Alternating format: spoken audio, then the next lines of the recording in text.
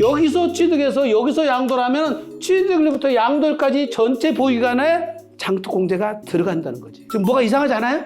그래서 관처가 난 다음에 준공천에 양도를 하면 난리가 나는 거예요. 난리가 나는 거예요. 큰일 나는 거예요. 큰일 나요. 여기서 권리로 해석을 해버리니까 이 말도 안 되는 논리의 모순이 발생했어요.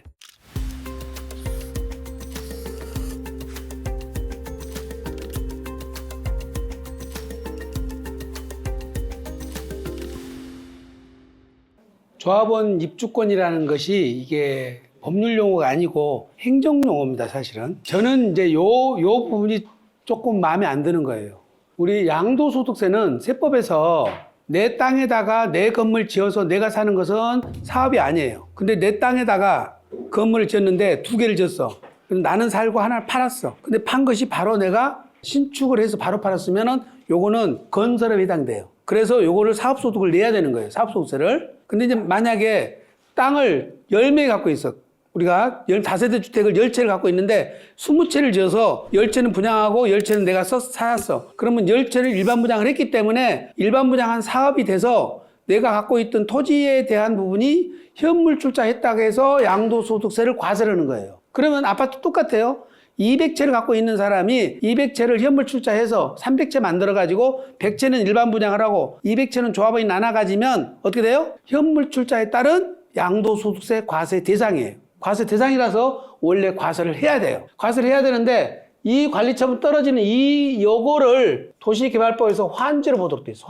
환지로 보는데 여기에 토지 건물이 플러스 돼 있고 여기에 완성된 것이 토지하고 아파트로 바뀌니까 이걸 우리가 입체환지라고 해요. 입체환지. 땅만 있는 것이 아니라 건물도 동시에 같이 들어간다는 거죠. 입체환지가 되면 요거는 양도에서 빼주게 돼 있어요. 왜? 이 종전 부동산이 요 토지로 그래서 바뀌었다고 보는 거예요.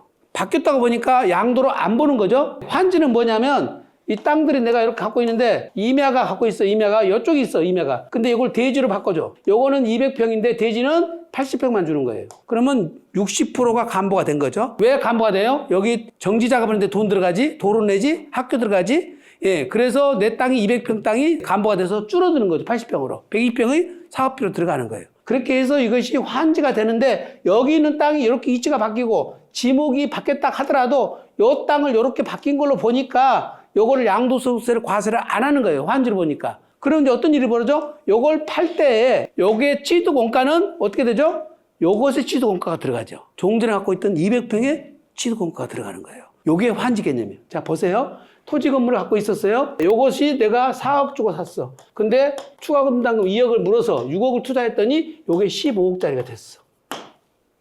15억짜리를 양도할 때는 원래는 관리처분 이때 양도세를 한번 과세를 하고 그때 분양을 새로 아파트를 받았으면 이 분양가가 취득가가 돼야 될 텐데 분양가는 아무 의미가 없어요. 여기서 환지에서는 요 15억의 양도가이고 취득가는 여기 관리처분을 해서 새로운 분양가가 결정됐으면 그 분양가가 내 취득가가 돼야 되는데 환지라서 과세를 안 했다고 그랬죠. 안 하니까 내 취득가는 어디로 내려가? 여기로 내려가는 거예요. 4억이에요. 15억의 아파트를 파는데 내 취득가는 4억에 추가로 낸 돈 2억을 플러스해서 6억이 되는 거예요. 근데 우리는 여기서 권리가가 예를 들어서 10억이라고 권리가가 나왔어요. 근데 분양가가 12억이야. 그럼 어떻게 되죠? 분양가 12억이고 권리가가 10억이면 추가 분담금 2억을 내죠. 그래서 분양가가 12억이니까 원래는 내가 10억으로 한번 양도세를 과세 받고 12억으로 분양을 받아서 다시 지금 15억에 팔았으면 3억의 양도 차익이 발생했죠. 따로따로 과세를 하면 되는데 지금 뭐라고 그랬어? 환지 때문에 과세를 안 한다고 그랬죠. 그리고 이때 양도가액에 대응되는 취득가는 요것과 추가 건축비 냈던 요게 취득가액이 된다. 따라서 재개발적 건축에서 분양가는 아무 의미가 없죠. 내가 양도세 계산할 때 분양계약서를 갖고 가는 거는 그 분양계약서가 어떻게 되어 있냐면 구성을 가서 보시면 알지만은 종전 부동산에 대한 권리가가 나와요. 신축 아파트에 분양가가 나와요. 그 다음에 거기에 분담금, 추가 분담금이 나오거나 청산금이 나와요. 그게 분양계약서에 써져요. 예. 그래서 내 권리가가 거기 산정된 것이 얼마인 줄 알아. 그래서 당초에 내 취득가는 거기 계약서 갖고는 몰라. 내 원 계약서를 찾아내야 돼. 거기에 계약서가 나와. 그런데 내가 2000년도에 사면서 다운계약서 썼어. 그럼 나는 다운계약서 금액으로 써야 되느냐? 이 말이에요. 2005년도 5월 30일 이전에 부동산을 취득한 거는 계약서를 무시하고 환산가액으로 취득가를 잡아줘요. 잡아줘요. 그러니까 계약서가 의미가 없죠. 다운 계약서 썼어도 아무 영향이 없어요. 오히려 환산 취득가가 더 높아요. 더 높기 때문에 제일 중요한 개념은 뭐라고 그랬어? 환지라고 그랬죠. 이 부동산의 취득가는 어디로 간다고? 종전 부동산의 취득가로 간다. 추가 건축비 낸 것은 이거는 자본적 지출을 봐서 필요경비로 털어준다. 이 주택을 사서 공사를 해가지고 준공 떨어지고 다시 팔았으면 1세대 1주택 비과세 규정을 적용할 때 보유기간 계산은 종전 부동산 보유기간, 공사기간 플러스 새로운 아파트 보유기간을 통산해서 계산한다. 그러면 지금 뭐라고 하는 거예요? 보세요.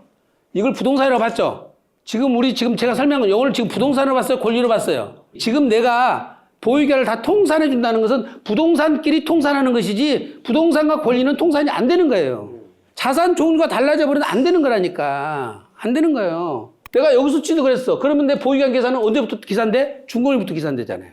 자산 종류가 달라져 버리면 최종 자산의 보유기간만 갖고 따지는 거예요. 지금 자, 이게 부동산이고 이게 권리고 이게 부동산이면 1세대 1주택 비과세 규정을 적용할 때 이 기간과 이 기간과 이 기간은 통산하면 안 된다고요. 근데 지금 통산해줘요, 안 해줘요? 해주고 있잖아요. 해주고 있잖아요.